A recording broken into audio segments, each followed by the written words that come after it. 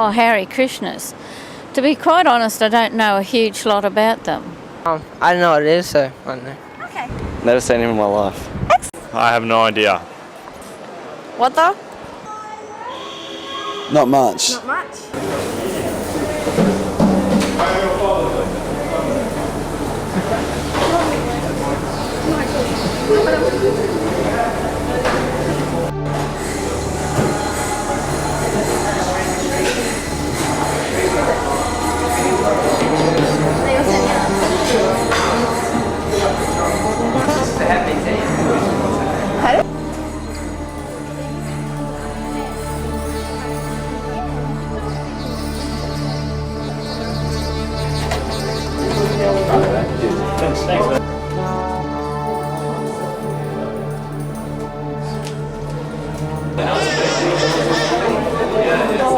We don't encourage people just to join up all of a sudden.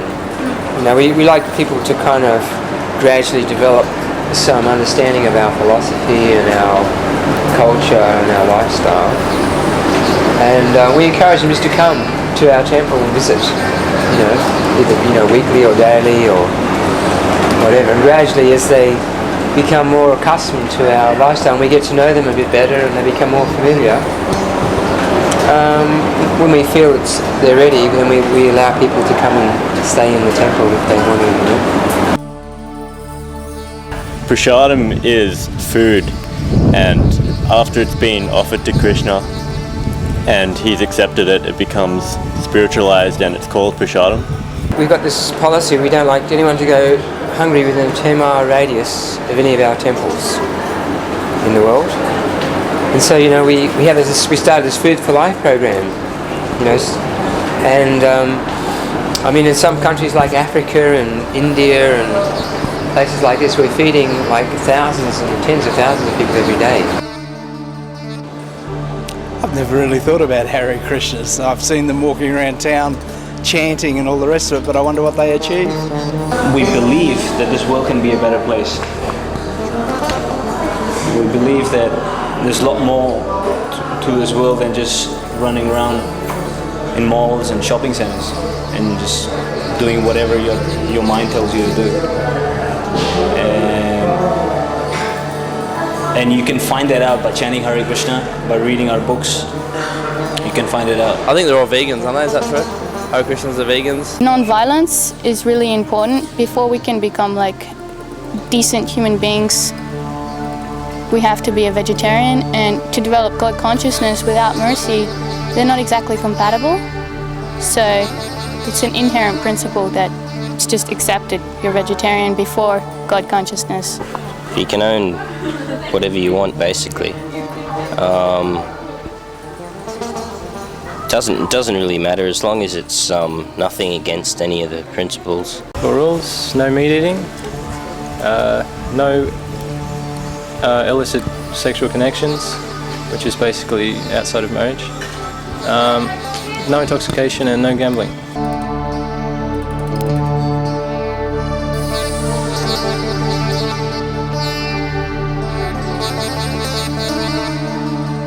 When I was about 14, I started reading the books by our teacher, and I was brought up a Catholic, so I'd already had a lot of religious upbringing, but it didn't actually make me feel satisfied by the answers. I used to ask a lot of theological questions which couldn't be answered by my parents or my religion teacher or anything like that. So I questioned what happens after death and all that sort of thing, and they couldn't give me any answers. So when I started reading the books by Prabhupada, they were actually giving satisfying answers.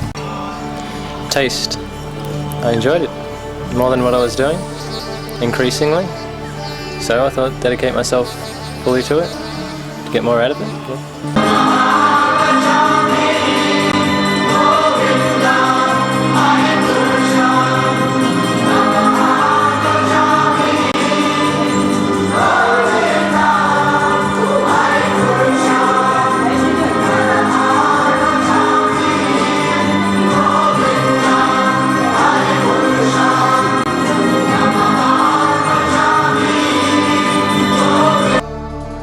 4 stages of spiritual life. The first stage is the brahmacharya, and that's the single celibate student life where one studies the scripture, dedicates his life to studying the scriptures, revealed scriptures, Vedic scriptures. And then the second ashram is a married householder life, where this couple that you were just listening to, is basically where they help each other in spiritual life to become God conscious. And they raise children as well to also become God conscious. And that's the second householder life. And the third is Vanaprastha, where one begins to renounce householder life, where the children have grown up and they've been taken care of, and the married couple, they can travel together, or so they begin to renounce their householder life, and then that's called Vanaprastha, third. And then the fourth stage, spiritual stage, is the sannyas, and the fully renounced stage of life, where one fully renounces householder life and association with the opposite gender, and just dedicates his life into fully absorbing his consciousness in God, realizing God, Krishna. We're supposed to chant 16 rounds, and each round there is 108 beads, so altogether it's 108 times 16, and you can do more if you want, or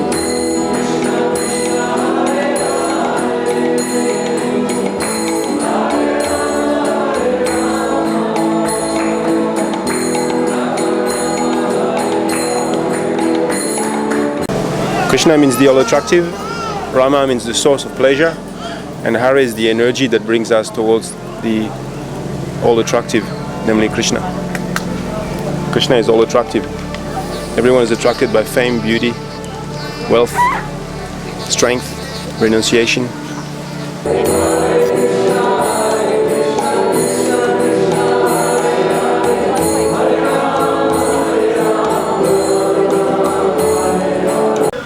Are you chanting, spirit soul, Shri Prabhupada said, you go back to God and Haribo, Haribo.